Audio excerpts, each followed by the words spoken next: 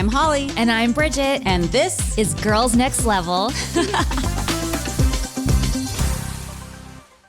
Welcome back to Girls Next Level podcast. We are here to talk about season 4, episode 5. There's something about Mary O'Connor. Yes.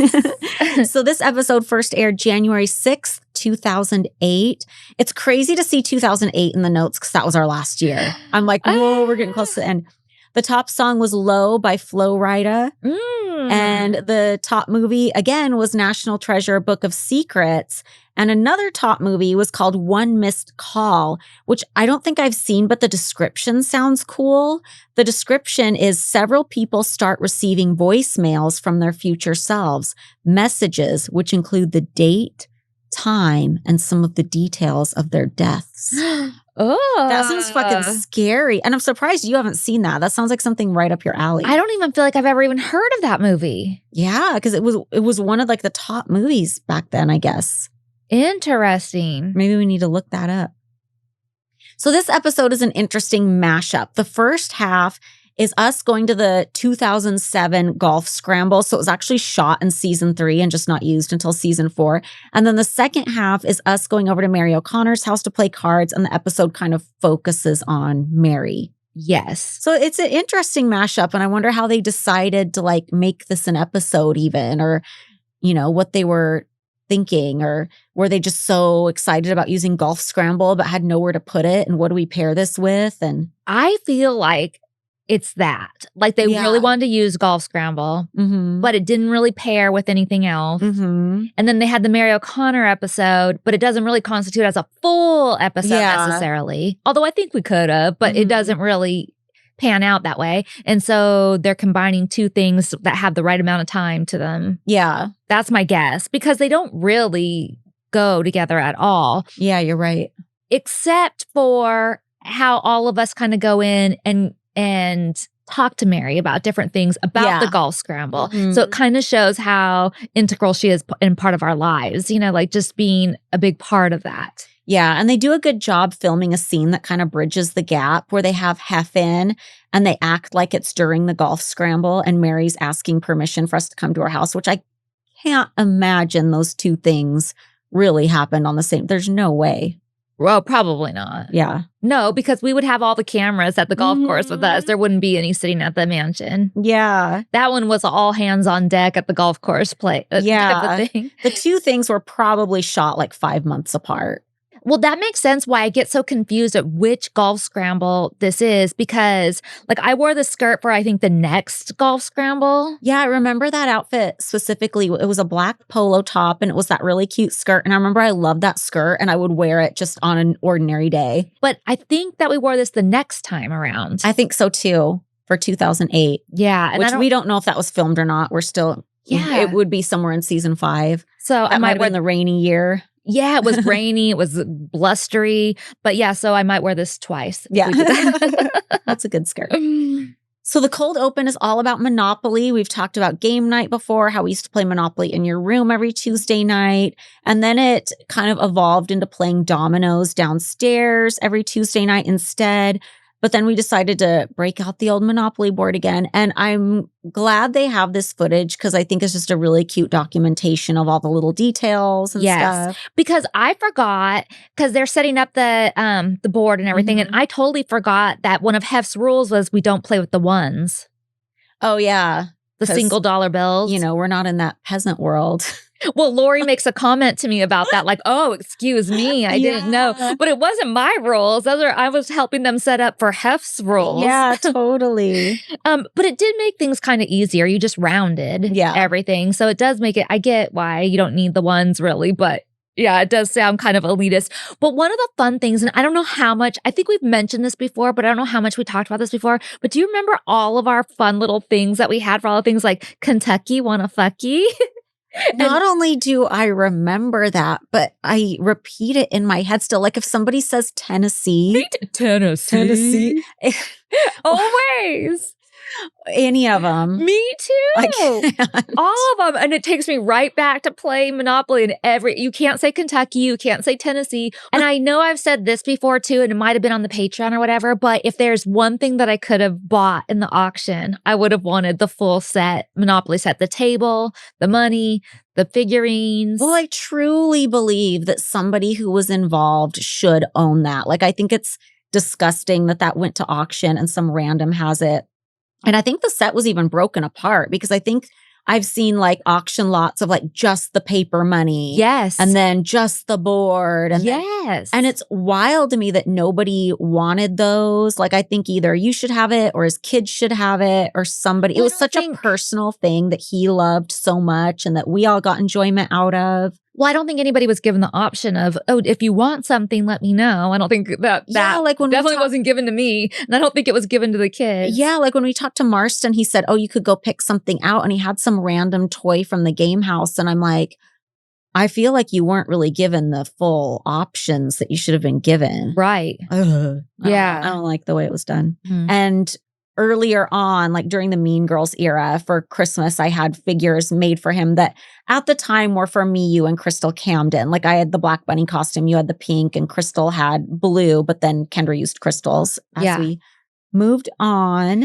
And it's interesting too. I saw somebody ask, I think it was on the Patreon, like, how was it playing Monopoly with the Mean Girls? But the thing is the Mean Girls would not play Monopoly. They refused to play it. I don't ever really remember them. Like maybe once or twice, one of them might have played, but I don't remember it really. Yeah. It was mostly just me, you, and Crystal Camden. Yeah. And it was one of the things that like we were excited about at that time. And one of the reasons we loved doing it is because the Mean Girls didn't want to participate. Yeah. So we had some peace and quiet. So we were like, oh, good. Something we can do with Hef that they just don't want anything to do with. Yeah. And it's fine. Like we were happy with that. So it was like, okay, good. Yeah. We want to play Monopoly. Yes, we want to do that. Imagine showing up to orgy night, but like Monopoly, that's a bridge too far. God. I know. Oh my God. So before we get into the first half of this episode, we are going to talk to our buddy PAVAN, who was one of the players in the Playboy Golf Scramble, because the first half of this episode is all about the Golf Scramble and it looks like it's fun on TV. We can tell you it's fun, but I feel like there was a little something extra hearing from one of the players and what it's like for other people to go. And I learned a lot about it that I thought that sounds fun. Yeah. So here's PAVAN. You know what's made my life so much easier? Finding a hairdresser that does online bookings. I'm serious. I know it sounds like such a simple thing, but it used to be so difficult to reach out and always have to go back and forth to figure out when you're going to come in. But booking online makes it so much easier. And you know what can do that for your business is Boulevard.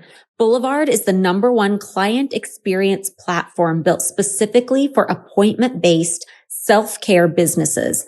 Because salons, spas, barbershops, med spas, and other self-care businesses are so personal, the platform powering your business should feel the same. It's not just software. It's a smarter, more personal, and organized way to manage all of your business's locations in one place. Whether it's online bookings, payments, appointment reminders, client profiles, and more, Boulevard makes every interaction seamless and every part of your business look polished and professional. Talk about making your life easier. No more no-shows, scheduling headaches, or chaos behind the counter. Just smoother operations and happier clients. Plus, Boulevard can even help you elevate your marketing, generate custom reports, manage memberships. It can take your business as far as you want it to go. See why top beauty and wellness brands choose Boulevard to empower their team and grow their business. Right now, Boulevard is offering new customers 10% off your first year subscription when you go to join blvd.com/nextlevel and book a demo.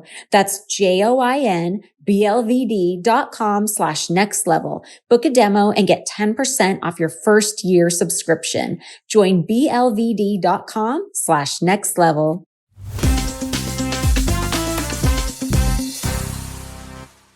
Welcome back to Girls Next Level podcast. We are here with a very special guest. As you guys probably know we're on the There's Something About Mary O'Connor episode. And the whole first half of this episode is about the Playboy Golf Scramble, which we've mentioned a little bit before. It's something we had a lot of fun going to, but we wanted to know more about it because it had been going on for a handful of years. There were like the Girls of Golf and all these extra parties and stuff like that.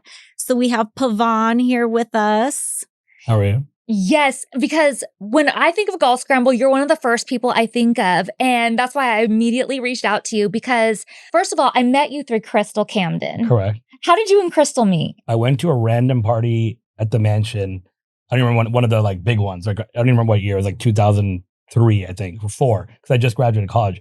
And I go to this party and the night, and then like you guys are all, or whoever was like, Crystal was in that roped off Hef area. Yeah. And I see this girl like waving at me, and I'm thinking like, why is Hef's girlfriend waving at me? Yeah. And like I'm about to get kicked out or something, that I talked to the wrong person or something. And I even looked behind. It wasn't that great. I looked behind me. I'm like, they're like, I think she's waving at you. So I go over there. She's like, do you remember me? And I'm like, yeah, you're like Hef's girlfriend. there's the rope, the whole thing. She's like, where were you this morning? And I was like, I was at the bank. And that's when Crystal had started working at B of A. Yes. And she was like at the desk, and she had helped me with something. And like coincidentally, she like, recognized me from the bank. So that's how we became friends. That is so funny. It was right after she had moved out of the mansion, I think, but before she lived in the bunny house. Okay, yeah. They had a little transition period there. So yeah. That was like that time, and that's how we became friends. And then we became really good friends. That's how I met all of you over the subsequent hundreds of parties that there were. Wait, how did you get invited to that party? I don't even remember. Like this is like 2003. I think I went like as a guest of someone. Yeah, because it's so hard for a guy. Yeah, a guy. Like we'd gone to like I think there was like a couple events at UCLA, and we knew someone who like threw it. And so we got to go to a couple events after that. Me and my best friend Jason, we went to a bunch. And that's like when also there was like the transition between there was like the really VIP Hef ones, and then there was like the rented ones, let's just say, or the sponsored ones. And I think like funny enough, Playboy Golf, I was thinking back about it, was the most legit way for someone to go who wasn't invited to Hef's parties, which was almost impossible for a guy or a girl, unless you sent a letter in to Mary and got a photo and all the things that you had to do. Playboy Golf, because they had it in 40 cities, I think. So imagine if they go to like 40 different cities, and then they have a winner in each city, which is the prettiest or however they picked. I don't even know how they picked the winner. And then each one got to bring 4 to 8 guests.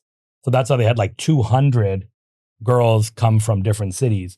And then they would all come to the Playboy Mansion. And these are people who had never been there. Yeah, so I just want to back up a little bit because Playboy Golf started somehow. AJ and John like somehow collaborated with Playboy to get this going, but it wasn't just this one-time year thing. Like it was all over the U.S. They would have minor, I don't want to say minor, but like smaller golf tournaments.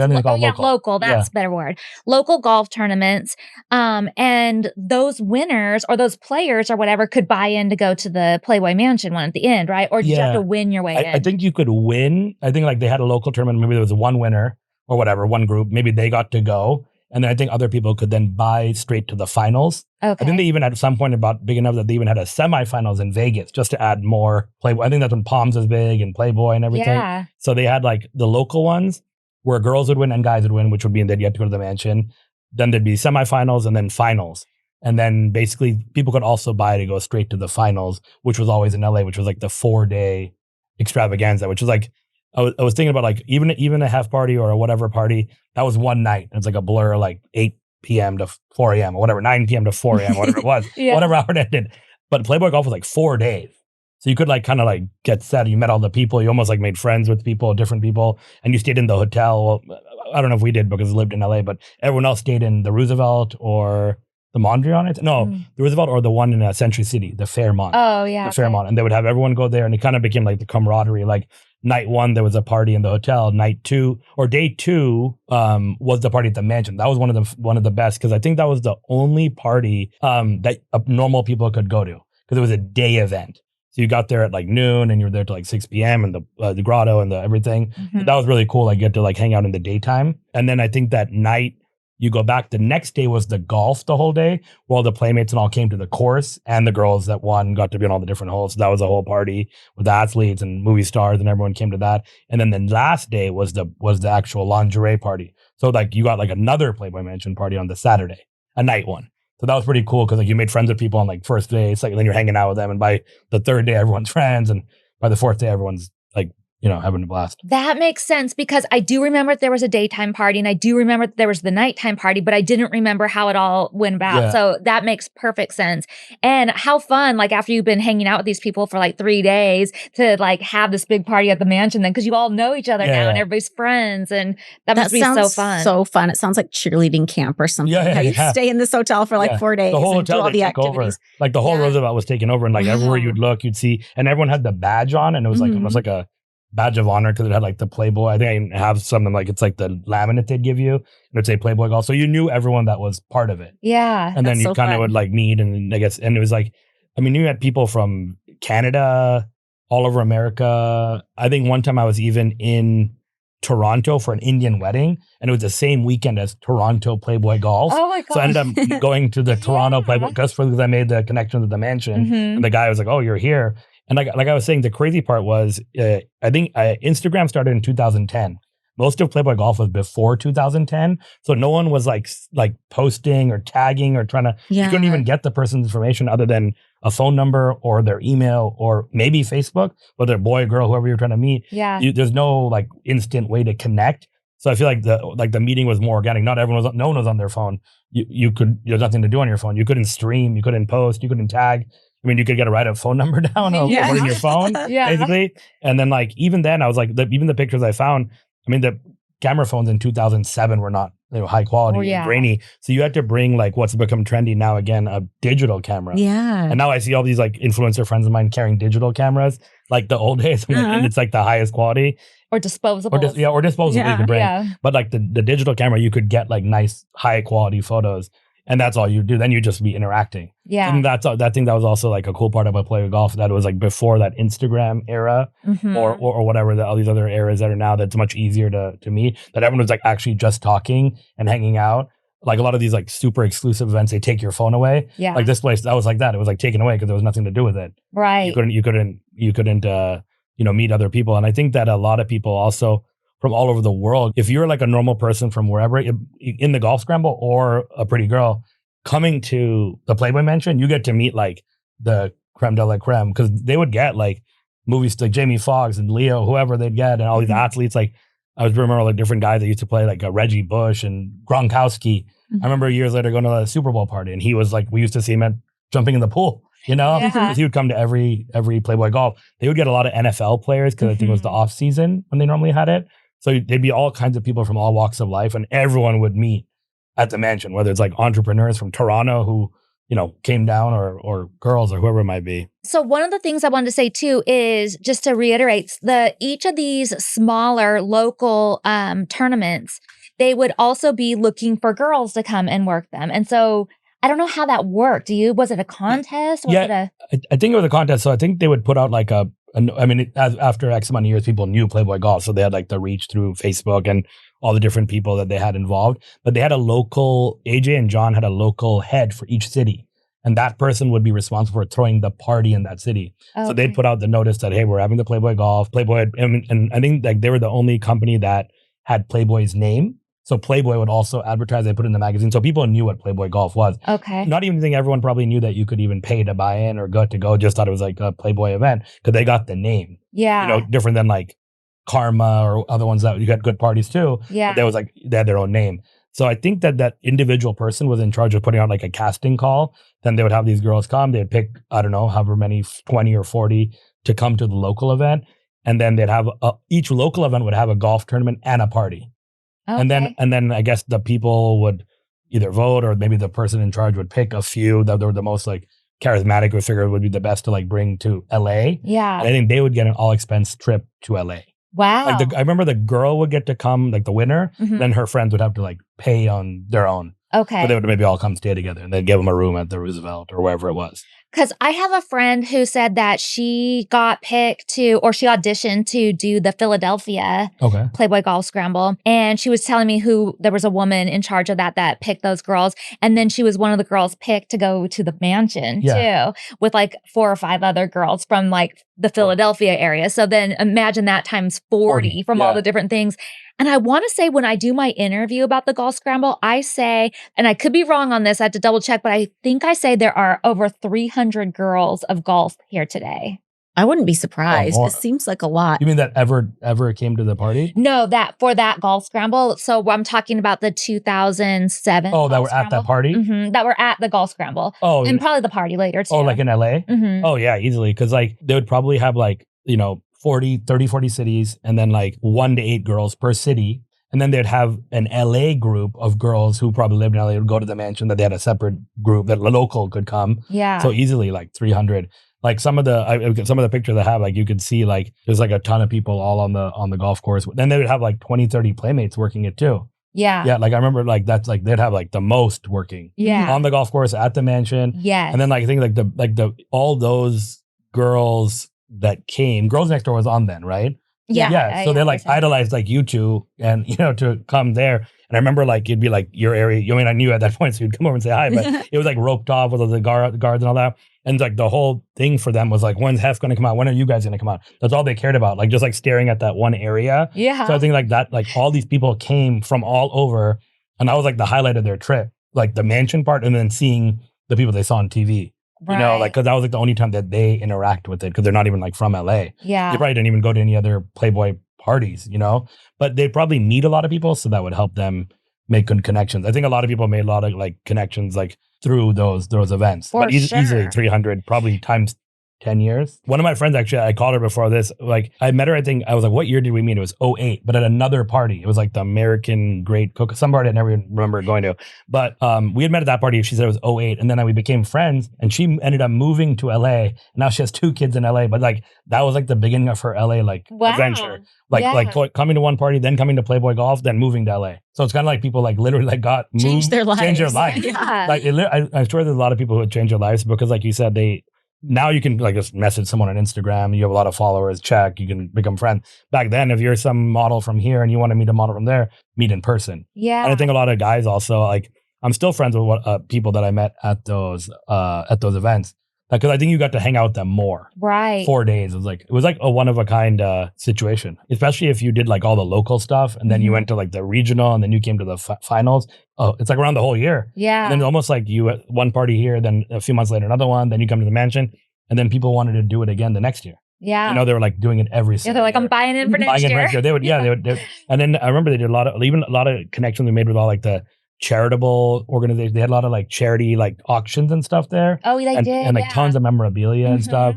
I remember, do you remember this too? Like AJ, I remember specifically, would come in like sometimes to buffet dinner and a movie and like present Hef, and we got him too, the smoking jackets, the golf. Yeah, those were cute. So I still wear that Playboy golf robe to Halloween parties to this day. Oh, cute. Yeah, I have like 2 of them. Like, I don't know, I might have lost a couple, but like I had like maybe 3 or 4 over the years. And they're still like really nice. It says Playboy Golf. And there's like Halloween is like 5 weeks long in LA. Yeah. So like you can wear like twice. But I still wear those ones. And people are like, oh my God, where'd you get that? And I used to wear that robe to other events, even back when the mansion was going on, and people would always be like complimenting that robe because they were really nice. Those you got that as being a player. I was just going to ask, did everybody get those? Just I guess the players who played in the finals. They gave you like a gift bag at the beginning, and that was like you went to like a room like in the Roosevelt, and there was a ballroom. They gave you gift, and the final was getting your robe. That's cool. I think that's and each cool. year there's a different color. Yeah. So if you played like a bunch of years, you got like a blue one, a green one, a red one. And I mean, they still fit. They're good for Halloween. Yeah. I think I have a black and gray one and maybe a red one. I remember black and gray really clearly. Yeah. Yeah, me too. Did you guys ever come to the course? Like the finals? Yeah. We're talking about an episode right now where we filmed there. It was the 2007 one. And I know there were a couple years they gifted us the Playmate golf outfits, but did we ever go more than 1 year? Because I know we went that 1 year with my golf cart, but I feel like we must have gone the year before. No, I wouldn't have had the idea to be like, oh, we need to bring the golf cart this year. And we got outfits. We went at least twice. We went the year before we filmed it, we went because I was out there with Playboy Radio. Oh, okay. And doing interviews. And I think you still came with me and you still drove a golf cart, but like the regular golf cart. One. And we went around and I did all these like just interviews with golfers. That's because the next thing I want to talk about is how crazy everything is out there. But I went around and did interviews and it was freezing cold and rainy and windy. And do you remember this year? I remember that one year you did it. And you know enough, I remember you coming in the golf cart because everyone was going crazy when you were coming by because like you're like whizzing around and people like, I mean, you couldn't stop at every single person, but I remember people seeing you had your own golf cart. I actually remember that actually. When we were filming for the show, her and I went and stopped at every single hole. Oh, you did? I'm pretty sure we stopped at every hole. And there's 2 courses there, so it was 2 18-hole courses at that particular golf course. So we did 1 whole course and then went over the little thing and over to the next course and did the other side too. I mean, we may have missed a hole, but we didn't do it on purpose. We did. Like we tried to visit everybody. From fitness routines to mental resilience, navigating personal goals to tackling burnout. We all need a little help being human. I know I do. That's what the Life Kit podcast from NPR is here to do. If you're looking to move with more intention or just need thoughtful guidance on living better, Life Kit delivers strategies to help you make meaningful, sustainable change. Life doesn't come with a manual, but every day you're making choices, some big, some small, that shape the direction of your life. Life Kit offers real stories, relevant insights, and clear takeaways to help you meet those decision-making moments with confidence and clarity. Life Kit's topics are the things they should be teaching everyone in school, but don't. Like how to embrace the mess and teach your kids to cook, grow your dating confidence and ask someone out IRL, how to crave movement more than screen time. I just recently listened to Don't Make These Financial Mistakes, which was a very important episode. I think everybody should listen. I love listening to Life Kit because you get to hear thoughtful conversations that give you actionable guidance that you can actually use with no fluff, no judgment, nothing like that. Just trusted voices and expert advice to help you take the next step, however big or small. Get help tackling common issues like relationships, finances, parenting, and your career. Then walk away with a game plan you can implement right away. Life Kit isn't just another podcast about self-improvement. It's about understanding how to live a little better starting now. Listen now to the Life Kit podcast from NPR.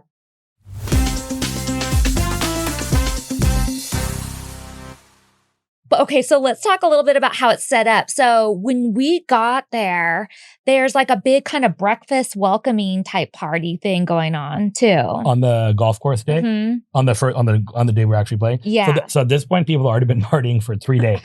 Okay, so they partied the first night at the hotel. So they're just still drunk. Yeah, they're still drunk. Then they party the next day at the mansion all day, which is like the highlight. That's like the first thing before even the golf. Everyone's going crazy. I have those pictures I can show you all. But like the third day now is golf. Mm-hmm. So everyone's like comes from the hotel or wherever they live in LA to the golf course where there's like the morning is a breakfast and then everyone warms up. And then basically not everyone had like you might have 2 friends or 3 friends and they put you together. And I remember it was like 3 normal like people and 1 like celeb. Mm-hmm. So the celeb could be like an actor. It could be an NFL player. It could be like random, I guess, Playboy executive. It could be also. And so then you'd be paired with that person. So like 3 normal people and a celeb. Mm-hmm. And then you'd be like assigned you get introduced to them and hang out with them. And then you'd go to your hole. And then it was like a scramble format where you get to like start partying. And then like on every couple of holes, there was like the girls and shots and food and drink and music blaring, like a DJ going. Yes. It was like a full party. Like you're not really not even caring about the golf at that point. Yeah, every hole was a little different. Yeah, every hole had something different going on at it. So like you said, like some would have like a DJ, some would have a full bar. Well, a lot of the holes would have a full bar set up and they would be like doing different cocktails at each shots one. And drinks. Yeah, shots or, I mean, everything. And there'd be different girls, the girls of golf and some playmates at like every hole. It was just chaos and party and not so. Yeah, then by the like the 9th hole, let's just say halfway through the round, people are already like drinking and partying where they're not even caring about like the actual golf. The golf. Like it doesn't matter who wins. You're already a winner. You're already here at the finals. And you know the next day is going to be even better because that's when the like the lingerie party is at the mansion. So Yeah. no one's really like trying to win or beat each other. They're just having fun together. Right. I'm not even sure if there was a winner at the end. Like, if No, I think there was. I think there was. I think the winner got They give out like one trophy at the party. Yeah. And then you got that winner, I think, got a trip back for the next year for the finals. Oh, I okay. think that's what they got. Yeah. Like there was one winning group of 4 and they got to come back the next year. Yeah. Something like that. Nice. But I mean, I don't think everyone was like pretty much happy that they were a winner to be there. Okay, so there's all this partying and craziness going on at every hole and everything. And I know that the Playmates had a certain standard that they had to keep, like a protocol, like very, I think you called it very pageant friendly. Yeah, they had pageant to say, perfect. Like even though you're supposed to be sexy, it's like they'd be very well behaved, like flirty, but like cute. Yeah, wasn't there a way that they were supposed to like? I remember like obviously the ones that I knew, they were like taught how to like move the person's hand in case like when the person when the person put the hand to like hug them, like the random people, they would like stand in a certain way so the guy's hand didn't go in the weird way. Yeah. They were wearing their little bunny tail thing and they'd put the hand like that and they take the pictures all proper, you know, on every hole. I don't think they were drinking or anything.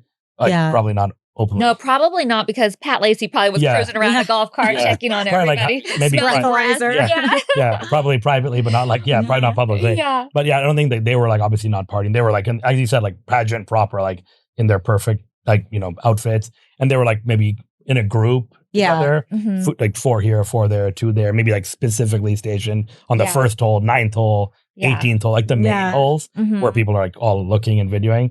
And then like the local girls who had won and come, they were like interspersed throughout all the holes. I think they even sometimes, some of them even like, they gave them a card and they like rode along with the group. Maybe a couple went with the group and then a couple were on the tee, a couple were doing the shots, some were working with like the brands. The brands had their own spokesmodels and people there too. Yeah, there was that too. There was just so much going on. And more gifting. But what I was going to say too is that the Playmates had a different set of rules than the girls of golf. Because I feel like the girls of golf maybe didn't have any rules. No. Oh, they were allowed and probably encouraged to get wild. I remember I thought it was kind of shocking just because we were kind of used to like the Playmate standard of like behavior at a party. We went to the first golf scramble and there would be girls like sitting with their legs spread open in front of a hole, like hit it into this hole. Yes. We were like, whoa. I mean, that was like the pre-OnlyFans, pre-everything day. So this is like, they come to like LA and you're meeting the celebs and it's like a free-for-all. Because I think they were just allowed to like just party. Yeah. It wasn't like, they could get as wild as they wanted to. It was like you're on vacation, like you want. It's like, you know, it's Playboy golf. Yeah. And they could do whatever they want. I mean, there's people like some that were like probably wilder, some where there were less, but they could do, you know, it was just like there was like, I don't think there was any rules for them other than like, you just have to like show up and like, don't pass out on the golf course, basically. Well, and I think be friendly and talk to everybody, I think is their job, and their only role is to like socialize with people. And they're all super outgoing. Like they would pick like the number, like the best one from each city, probably the one who was the most social. Yeah. And knew maybe the guy or girl who ran that city. So they probably picked like the right person they felt would like blend with the whole crew. I think the crazy is just like seeing all like the NFL guys like going crazy jumping, like jumping in the pool. And Gronkowski's the one I remember, like, and he was huge. And years later I would see him out and stuff, but like, you know, they would just be like partying. Like they were like so much bigger than everyone else. And that you could just tell, and they were just like partying and just like, I think like Jamie Foxx performed at one. Which I think was cool. Like one of the parties, he like took the mic and sang. Wow. Which was cool, like out of nowhere. Like he didn't have to. It wasn't like he was announced to perform. He just did it, I think. I think it was that one. But I think I think the craziest thing was like the people like who I met who ended up like moving to LA or started coming to like tons of Playboy parties. Yeah. Or I don't even know, somebody even like Playboy, maybe not Playmate, but they got like Playboy. Like legitimate, like in one of those Playboy Plus or online or whatever. And that was like their entree to Playboy. Yeah. And they ended up becoming painted girls. Yeah. I had a couple of friends who became painted girls. They came to Playboy Golf, then they became painted girls for other events because they met what's his name, Fraser. Oh yeah. The painted yeah. Yeah, so like they became painted girls. So I think that's a lot of like crazy connections that people made, you know? So interesting. I think Heather Renee was a girl of golf. I think that's how she got into Playmate. Oh, there you go. Yeah. I wish I would have discovered a girl of golf because that would have been such a cute pictorial theme. Like I would have ran with that. Like, you know what? I don't even feel like we were looking when we were there either, which is weird because I feel like you were looking all the time. No, I was looking all the time. I just didn't find anybody. Oh, it's hard to find a Playmate. It is. It was such a such a specific beauty standard. Like I remember even when I like first moved to Vegas, I thought, oh, this is Vegas. There's going to be beautiful women everywhere. I'm going to find playmates like crazy. Because this is when I was still working at the studio and going back and forth.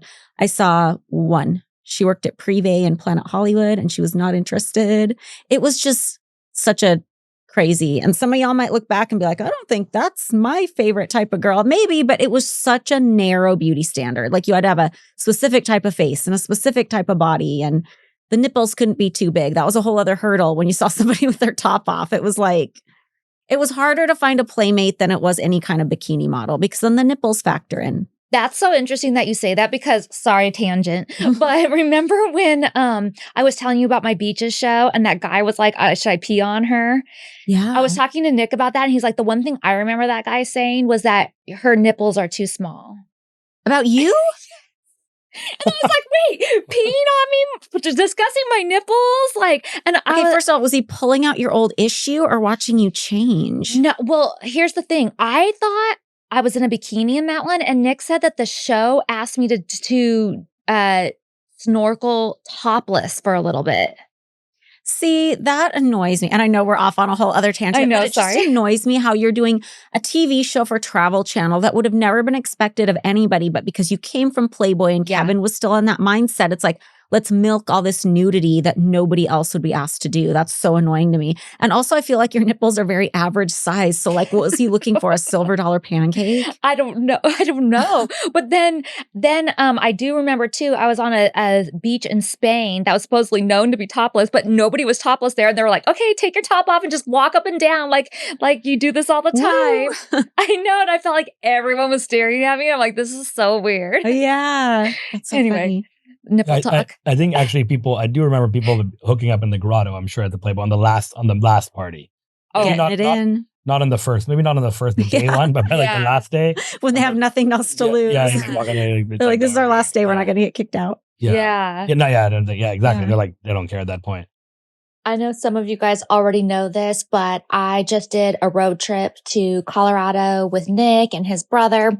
And our end destination was Denver. We go every year to visit family. So we're staying with family and I go and open up the freezer to fill up my water bottle with some ice cubes. And what do I see in there? Smalls cat food. And I was so excited. First of all, let me tell you about their cat. They have a cat named Jack, and Jack is so cute. He's a big, fluffy orange kitty, and the whole neighborhood loves Jack, like the whole block. Everybody knows Jack and loves him. That's the kind of personality Jack has. So I had to ask them how much Jack loves Smalls and what they love about Smalls. And I told them about how we advertise for Smalls on our podcast, but I also love Smalls and feed it to our cats. So I had to get the whole scoop. And if you have a cat, you should try Smalls too. Smalls cat food is protein-packed recipes made with preservative-free ingredients that you find in your own fridge. And it's delivered right to your door. That's why Cats.com, yes, that's a real thing, named Smalls their best overall cat food.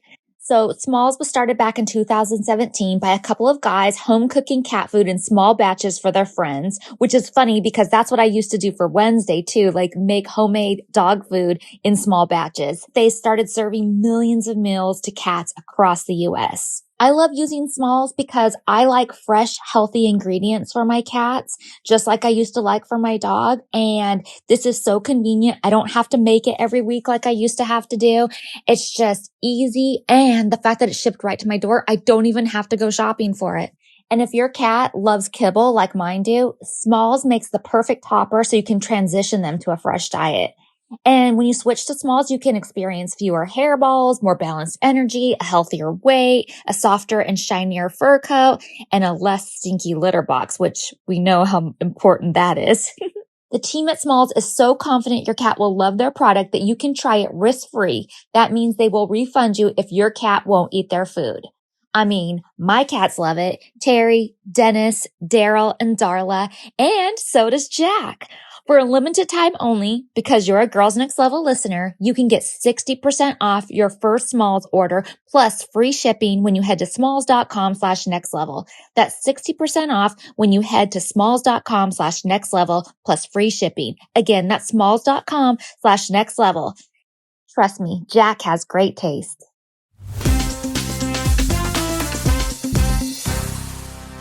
I remember I was laughing because I remember during the daytime party, Crystal and I would be up in my room and she would see you outside. Do you remember? And we would open up the windows from my room and be like, PAVAN! And we'd like hide and she'd be like looking around and we were like laughing.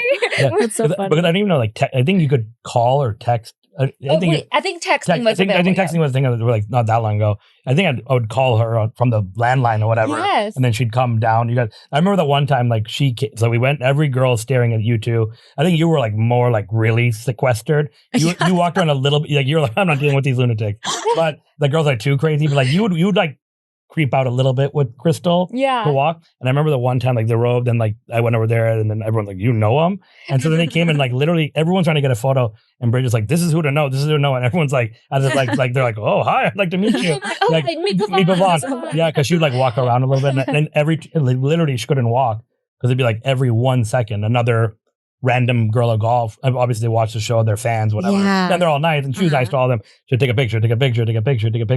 And you'd walk around. Yeah, Crystal, and you would yell out. And I'm like, where are they? Where are they calling from? You know? I know, he would be like looking around everywhere and we're like, PAVAN. Yeah. And he's like so confused where the voice is coming from. And then she would text him, look up. Up. Yeah. Because the party's like going on in full swing, you know? And they're like, who's calling you? I'm like, I don't know. Voices from above. Weird voices. From the mansion. Yeah. You continued going to a lot of the Playboy parties too. Because I remember when I went back with Nick to a Midsummer's party.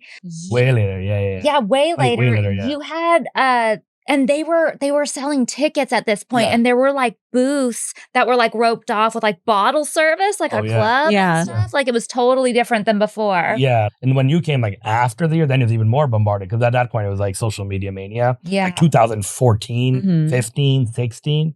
Like I think when it went to 17 when like they stopped. Oh, well, that's when he passed That's away. right. So like maybe their parties like 13, 14, 15, those years. Do you know what the people who put it on, AJ and John, like what did they do? Like who were they?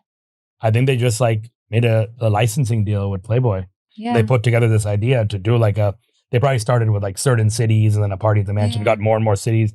People got bigger and bigger. Golf got more and more popular. Playboy was like super exclusive. So it's like, I think like the perfect storm. And Girls Next Door was like making Playboy more popular with females and stuff too, right at that same time. Oh, Girls Next Door was the biggest thing ever. I mean, I know people who literally like, I only told a couple of my friends I was coming here. One of my friends is like, she's like 28. So like, oh, do you know this show? She's like, I watch it every night before bed. I'm like, really? I'm like, every night? Like, that's like, oh, you're going today? So I think Girls Next Door, like people idolize that. I think that's what made Playboy Golf so big. It was all like the perfect timing. Yeah, it was timing. Like there was like no like you couldn't like do that. Everyone wanted to come to the mansion. And that marketing on the show was the biggest. Yeah. So people would see the name. And so I think they just like basically found like a good niche and they just like expanded and made it bigger and bigger and bigger. And then it came to, eventually 30, 40 cities. I actually don't even know why it ended. Not that I think about it. I actually don't even know. One day it just ended. Well, the company went through so many changes. Who knows if they decided Playboy might have pulled the plug on it on like the name. Like you can't just use the name unless they agree. Any other fun stories? Any crazy antics that you saw besides football players doing cannonballs? Cannonball in the Bulls, yeah. I don't think it was anything like super crazy. I feel like everyone was like in a good mood. There was like no fights or like other parties. There was like I'd see people like maybe fighting like getting a little drunk or whatever. Like or people you read about someone getting a DUI leaving the mansion the next day. But I feel like that one UFC guy got a or back then the UFC was around one for what his name, one boxer or whatever got a DUI. But I feel like Playboy Golf, everyone was super happy. Yeah. Everyone's like in a good mood. I think they all, it's like almost like 200 people go on vacation together. Yeah. Like you said, like cheer camp, they're all like in a good mood. Yeah. Like, they're not going to like arguing and fighting. The local ones, maybe people get a little more like rowdy or whatever at times or whatever. But I mean, there was nothing crazy ever really that much at the mansion. But I think everyone's just like in a good mood. I think it was like the most happy people like without social media. Yeah. Like, and with everyone, like all, good looking girls and celebs and no one trying to like take pictures like that, like unduplicatable at this point in time. Totally. Yeah. Yeah. Do you still see people from the mansion or friends of people? Yeah. I still see sometimes I keep in touch with Rudy, who used to be the security. Rudy. Yeah, he actually even came to security? Wait, I'm thinking of Rudy in the kitchen. Yeah. Rudy in the kitchen. Yeah, he's like a SWAT. He's like in the SWAT now. He's like a SWAT hero. Rudy from the kitchen? No, Rudy the security. I don't remember Rudy from the Kitchen. Rudy Security. I know Rudy from the kitchen. Me too. I know Rudy from the kitchen. Rudy was like one of the bodyguards. He was like Oh. skinny. Now he's like a SWAT like commander. Damn. Amazing. Like in Rancho Command. So because a lot of times like Facebook, I'm still friends with the guy who was my celebrity when I played 1 year, Lance. He was like an ex-NFL player. We're still friends to this day. I'll still text with him, and when he's in LA. Now he's a college coach. Oh. Like he coaches like college football. Mhm. But back then he was on the New York Giants, I think, and he gone to UCLA. So I mean, you see some of these people like obviously when I went to the Super Bowl, I see like Gronkowski at his party, Mhm. and I remember, and I became friends with his girlfriend. I'm like, hey, I met you at Playboy Golf. He's like, oh yeah. Do you guys remember that weird, like, it was like a fan fiction, like, published book called A Gronking to Remember? And it was like a romance novel. I forget what the connection to him was, but it had like a picture of him on the cover. And then it was like two fans of his were like having a romance in the book. And the book was called A Gronking to Remember. Yeah, I'd say he was the biggest football person that was there that I remember. Him and Reggie Bush, I'd say were there, but they had a lot of players. That's where Kendra met Hank too. Yeah. Yeah.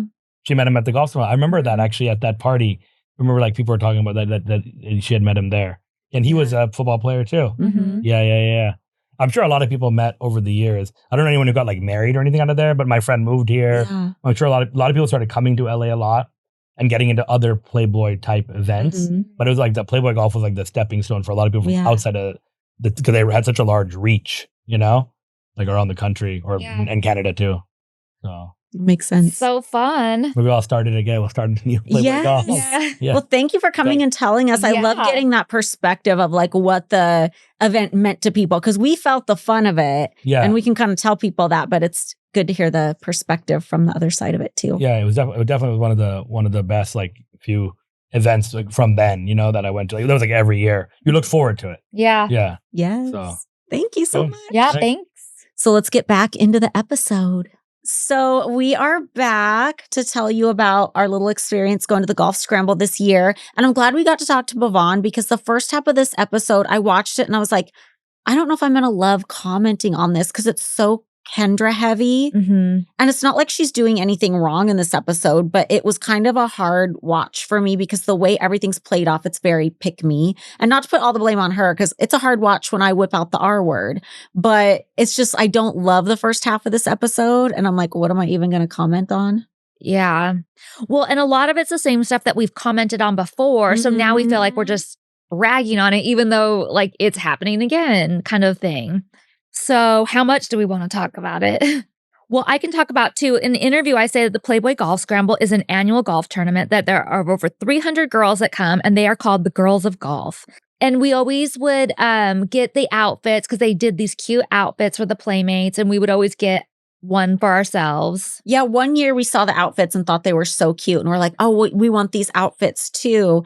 I walk into Mary's office with Carola. I used to love bringing Carola up to the office because she was just such a good bird. And she was just so funny. They don't even show all the stuff she can do. Like I used to like bounce her on my arm and she would do these funny things. I remember and that, these funny movements and voices and things like that. And people have asked me because I talk about how much I miss that bird all the time. Like, oh, why don't you just get one of those? But you can't just buy any old Moluccan cockatoo and have it be Carola. Like she was a soul. Like she was a whole personality. No other bird was like that. And plus with those birds too, like you never really know what you're going to get. They're not really supposed to be in captivity. So oftentimes, because we had a few like this at the mansion, they'll get anxiety and start plucking all their own feathers out. Mm-hmm. And no matter how well you treat the bird, you just don't know if your bird is going to be like that. So I don't really advocate for owning those birds, even though I had an amazing experience with Carola. She was already there when I came there. Well, and they're a lot of work too. 100%. So, And I don't know how long those live. I know for like some of the parrots, like Lady Macbeth, the macaws, they can live to be 80 and you have to will them to other people. Like it's a huge responsibility. yes. So that's why I don't get another one of those. I can barely handle the dog I have. I don't need an exotic bird. Yeah. So I'm talking to Mary about getting all set up for the golf scramble.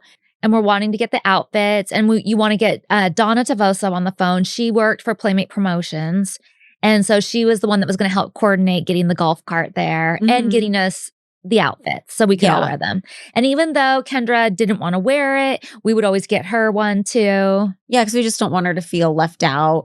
And honestly, like, I don't even know if I knew she was here nor there on the outfit. I think anytime we asked for something like that, we always asked for it for the three of us because you just don't want to leave anybody out. And they kind of do this old Kendra trope in this episode where it's like, Kendra's supposed to wear this, but she's a rebel and she doesn't want to wear that. And it's like, we had no involvement or opinion or even knew what was going on, whether or not she wanted to wear the outfit. And I think we do a good job staying away from that in this episode, because I know they always, even going back to like season 1, episode 4, whatever Operation Playmate was, they always want to push it like, you know, we want everybody the same and Kendra doesn't want to be the same. When in reality, we don't give a fuck. Yeah. We're just trying to let her feel included and we're not trying to make anybody wear anything. And I think we do a good job steering clear of that in this episode. We're not around for her trying it on. We're not around for her asking about it. We kind of dodge even being asked about it much ourselves in the interview. Yeah. So I think that's good. But we're kind of stuck with this old trope of like her getting naked in her room and trying on the outfit. But I think the show's just kind of stuck with it because if they're looking for a place to put her, they don't know what else to do because all of us are evolving as people. And I think a lot of Kendra's evolution at this time is happening outside the mansion and they don't want to portray outside the mansion. They only want to portray inside. So it's like if they're going to include her at all, they don't know what to do unless it's the same old thing. Right. And maybe the viewer likes that. Maybe it's like a comforting return to season 1 or something. But it is interesting because all of the playmates always complained that the golf scramble outfits were so skimpy and the skirts were so short and stuff. And Kendra tries it on and is like, the skirt's too long. It's not sexy enough. So it's interesting the dichotomy of that. And then she goes into Mary's office and is like showing off the outfit. And Hef comes in and she's like, which one would you wear? And I don't think he even knows who's wearing what or cares. No. At all. Yeah. Well, and she also wants to be skimpy because there's going to be a lot of celebrities there. Football players there. And she knows all the other girls are going to be dressed in those same outfits. So she wants to stand out with all of that. And even in commentary, she says, at that golf scramble, I guess I was technically taken by Hef, but I was single, I was also single. And she goes, boys. How did I miss that? That's in the episode? In the commentary. Oh, commentary. Okay, that makes sense. And just for those of you guys wondering, because some of you will probably ask, this is not the year she met Hank. She met Hank the next year. Yeah, because I asked her in commentary, oh my God, is this the golf scramble where you meet Hank? And she's like, no, it's the next year. And then she also says in that she wanted them to film the next golf scramble and they refused. And that made me remember something. Didn't they not want to film the golf scramble? Like, didn't we want them to film it prior or think it was a good idea? And they were like anti-filming it. And then finally, when we were taking your golf cart there, they were finally like, all right, we'll go film it. Probably. That sounds I don't remember that specifically, but that sounds like something they would do. And I feel like that's also why it took them so long to add it to anything. They were just so reluctant about golf scramble for some reason. Yeah. And I don't know why. It was a big deal for every year. I think because to the average person, golf just sounds so boring. But that golf scramble, and I think PAVAN does a good job like capturing it. It was just so much fun. Like, I don't give a fuck about golf, but I had a blast going there. Yeah. And then also in commentary, Kendra said, she met Hank there the next year, but she would never let him go to another golf scramble again. And that she can't believe that he was ever at a golf scramble without her. And it just shows like there's that jealousy level that they have right off the bat. Yeah. Because I say something, because you ask why, is it because you're super jealous? And she's like, yeah. So it's crazy. Yeah, that's interesting. Because people would get wild at the golf scramble, like Girls of Golf and stuff, but wild by our playmates are supposed to behave a certain way standard. Like I didn't get the feeling that people were just getting fucking buck wild to the point where you couldn't trust your dude. Well, I think people were definitely hooking up and meeting people. Well, didn't Hank meet a playmate before Kendra at golf scramble? Yeah. And allegedly, another playmate told me this. because there was a whole thing where Kayla was living at the bunny house later, and Hef came into the vanity one day and he's like, yeah, Kayla's getting kicked out because she's causing trouble with the Playmates. And I was friends with Kayla. I was like, wait, what? Like this was like, I couldn't believe what I was hearing. And he was like, yeah, Kendra tells me that I'm like, Kendra's making shit up, like fully. Like I couldn't believe it. Like he was ready to kick like an innocent person out. And then I heard later from another Playmate that Kendra just got jealous because I guess at that golf scramble, supposedly the first person Hank was like flirting with and had his eye on was Kayla before Kendra like swooped in. Oh, so it was the same golf scramble. I thought it was the golf scramble, but this golf scramble, he met Kayla and they kind of like hooked up. No, it was the same because Kayla wasn't around in 2007. Okay. Yeah. Interesting. Yeah. So then it cuts to us at the golf scramble. Shows people warming up on the driving range. And in confessional, you're giving the viewer like the lay of the land, the golf scramble, how there's a different thing at every hole, DJs, bars, etc. And in confessional, you say that you and I got there early every year, which would imply that we went the year before. I think we did. We were on the regular golf cart, like their golf cart. And then we got those cute golf scramble outfits, but they also had a warm-up suit every year that went with it. We had hot pink ones this year. And coincidentally, the golf outfits that year were the same color as my golf cart, which was fun. Because they weren't that color scheme every year. Yeah. And then they cut to Kendra's room in a really cute shot of Rascal. And they show Kendra asleep in her room with Mary calling on the intercom, which it still weirds me out because I don't think I was like aware that the phones did that because nobody ever did it to me. Yeah. And then she says in commentary or in confessional, I wasn't late. I just wasn't early like Holly or Bridget, but I'm the golfer, so I can get there whenever I want. And back to like the outfit thing. None of us thought it was weird that she wanted to wear a different outfit. Like I felt like that made sense because she was golfing. Like you and I were showing up and we weren't technically working like the Playmates were, but what we were doing was like going around and socializing. So we were functioning more like, so it made sense that we would wear the same thing. Kind of the common theme isn't really Mary. The common theme is Kendra's not doing what the girls are doing. Like she doesn't want to wear the same thing. She doesn't want to go and play cards with the ladies. She wants to sit with Captain Bob and watch football. That is true. Which is all fine. I don't give a fuck if she wants to do that. But it is a very stereotypical, like, this is the pick-me episode. Yeah. You know? But you're right. It runs through the whole episode, not just this beginning part where it's a golf scramble. Mm-hmm. And Kendra's talking to a football player whose name is Ricky Incognito.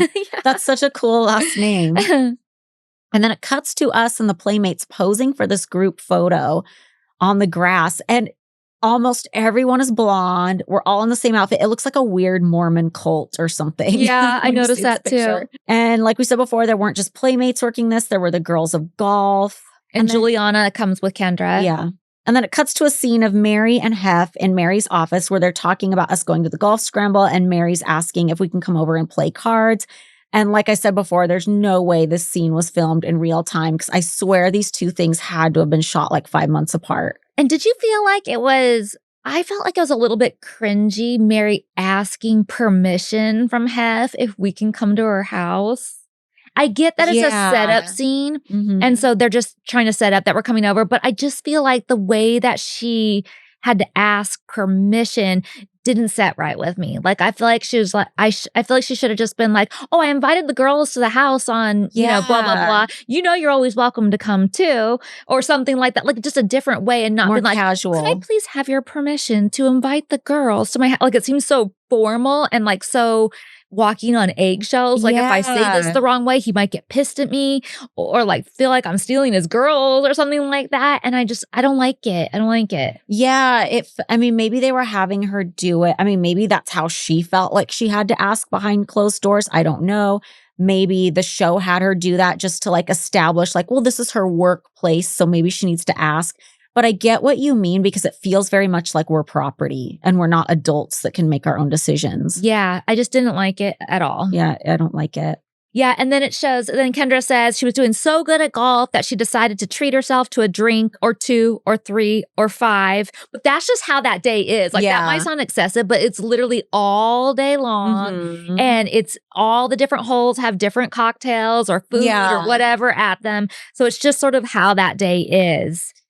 Yeah, you want to try the different drink or shot at each hole or whatever. It's like drinking around the world at Disney World, except the drinks are actually strong. So you will get fucked up. Yeah. And then in commentary, Kendra said she also peed in a bush, Oh. but they didn't show it. But they filmed it. You know what? Relatable, because I too am a member of the Frequent Peers Club. Well, we were talking about how crazy that golf course is because there weren't bathrooms, but I thought there were, but there weren't bathrooms very close. Like we kept saying you have to go all the way back to the clubhouse. But I do remember I've been to that golf course another time with Nick, and there were bathrooms. They're just far and few between. Oh. But yeah, I think it was kind of like a big deal to go to the bathroom. I bet a lot of people were whipping it out and peeing places, especially with all the drinks. All the drinking? Yeah, for sure. You know that golf course doesn't exist anymore. What? What happened? It just died. Yeah. What's there? Is it like a housing development? Or? Probably. I'll have to look or ask Nick. He probably knows. That's so interesting. I'm fascinated by things that last a really long time only to just now close. Like, have you ever been to Cole's Bar in downtown LA? Wait, is that the same as the French dip thing? Yes. Oh, yes. So Cole's Bar in downtown LA is at the bottom of one of the high-rise buildings, and it's supposed to be like the oldest bar in LA that's still there. Supposedly they invented the French dip sandwich there. I've been there before. It's super cute.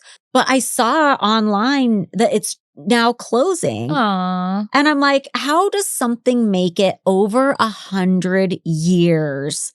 You made it that long. Like, what's the breaking point that made 2025 the year? I get it. A lot of places closed in COVID. Yeah. But I'm fascinated by something lasting so fucking long. And through COVID. Yeah. And through COVID, then, only to now. Yeah.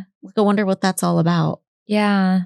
Sometimes I think maybe it's in the family. And then at some point, people are like, this is not what I want to do. It just got handed to me.